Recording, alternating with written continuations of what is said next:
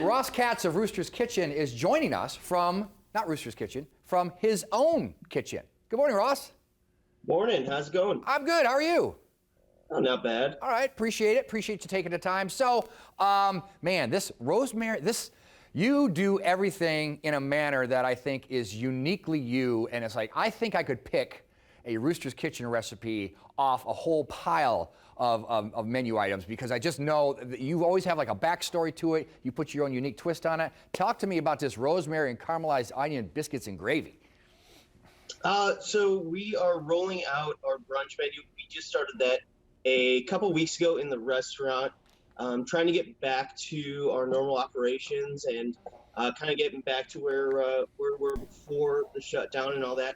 And we actually just rolled out this week delivery to your door Saturday brunches. So nice. Yeah. So I'm going to go through the steps on how we make our gravy, but if you just want to skip those steps and have it delivered to you Saturday morning, you could just call us up and have it brought to your door. I love this idea. Go right ahead.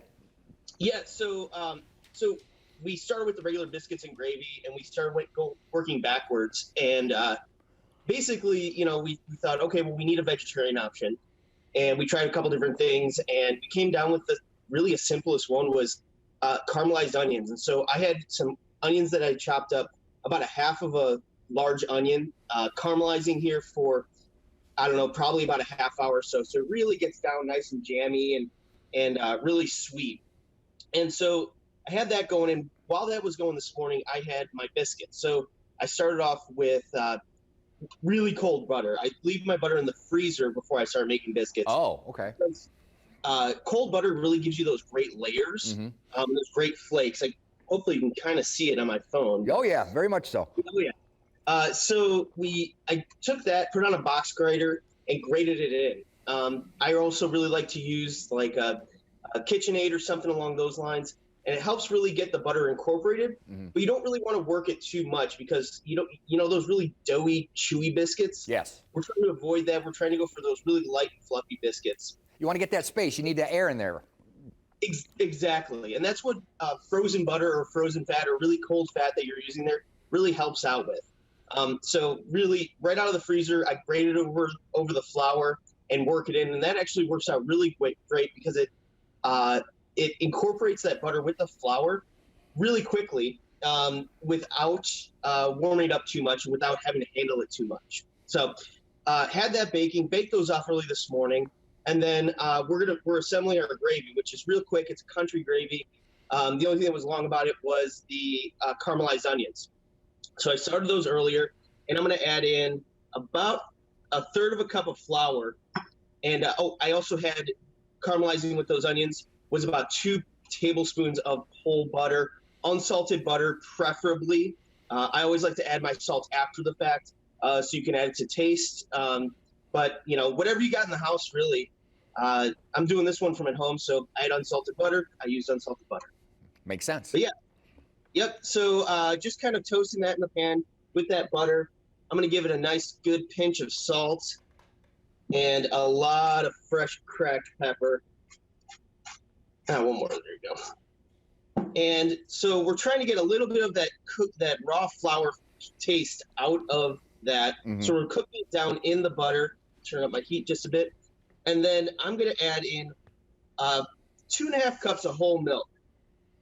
And so what the flour's doing here is it's going to open up its starches and the proteins, and it's going to thicken the milk. And if everybody's made country gravy, that's exactly what we're doing here.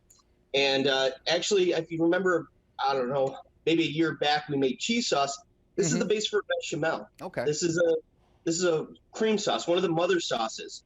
And so this is a really basic cooking technique to heat the butter, make a roux, and then thicken it with milk or cream.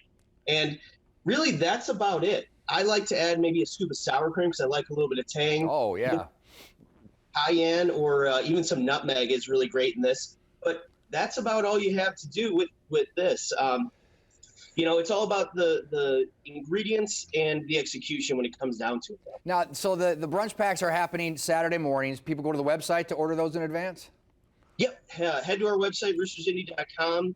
You'll see a purchase tab or a market tab that'll have all of our brunch packages there. We've got a lot of great ones. A lot of them are brown and serve. So you just pop them in the oven, heat them up. They're going to be ready. We'll also have mimosa packs, michelada packs featuring local breweries. A lot of really great stuff on that. That's great. I know the farmers markets are starting to dwindle quickly because of the change in season, but you still got some pop-ups coming up too?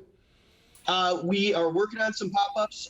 We're talking possibly being open in the Fisher's Test Kitchen over at Sun King up in Fisher's with our friend Jolene. And we're working on getting into some other breweries and things. But with the weather changing and everything, we're really trying to work on trying to stay safe, socially distance, and also trying to get out in the community, which is a hard task to try and juggle it too. Sure. Appreciate your efforts, your creativity in that regard. Also, it's the last chance for people to stop into Rooster's Kitchen and check out those custom knives, right? Yep. This is the last week on those custom knives from Ash Blades. We will be featuring a new artisan that's going to be featuring some bone jewelry and some really cool handcrafted stuff. And then look for those type of things to keep changing throughout the year. We're going to go about a month or so for each artisan. But we're looking for local artisans who want to share their wares. Maybe they had a store that was open pre-COVID and for whatever reason it's shut down. We like to utilize our space to help the community. So, if you're an artisan out there and you'd like to showcase your wares, reach out to us. Let us know. We would love to have you and display what you have to offer. That's terrific. Roostersindy.com. We got to go, but quickly, are you on sitting in a chair or are you on your knees? I'm on my knees. Okay. I appreciate it. The links you'll go to help out our viewers. Appreciate it, man. Take care, Ross. Stay safe.